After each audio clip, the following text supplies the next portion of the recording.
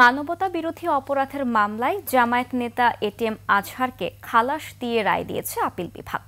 প্রধান বিচারপতি সৈয়দ রেফাত আহমেদের নেতৃত্বে 7 সদস্যের বেঞ্চে আজহারের আপিল আবেদন মঞ্জুর করে এই রায় দেন। এর আগে শুনানিতে এটিএম আজহারের আইনজীবী শিশির মনির বলেন, কাদের মোল্লা সহ সবাই সংঘবদ্ধ সিন্ডিকেটের শিকার।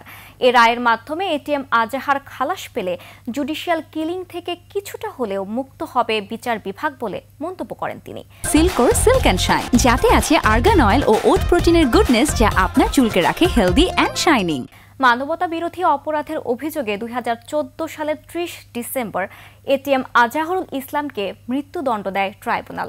এই রায়ের বিরুদ্ধে আপিল শুনানির পর 2019 সালের 31 অক্টোবর মৃত্যুদণ্ড বহাল রাখেন আপিল বিভাগ। পরবর্তীতে রায় রিভিউ চেয়ে 2020 সালের 19 জুলাই আবেদন করেন এটিএম আজহার।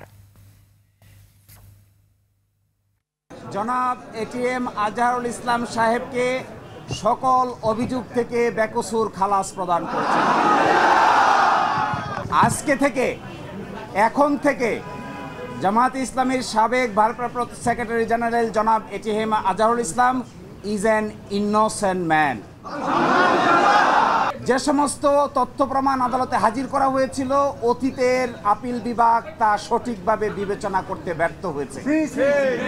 ফলশ্রুতিতে আজকে জনাব এটিএম আজহারুল ইসলাম সাহেবকে বেকসুর খালাস প্রদান করেছেন।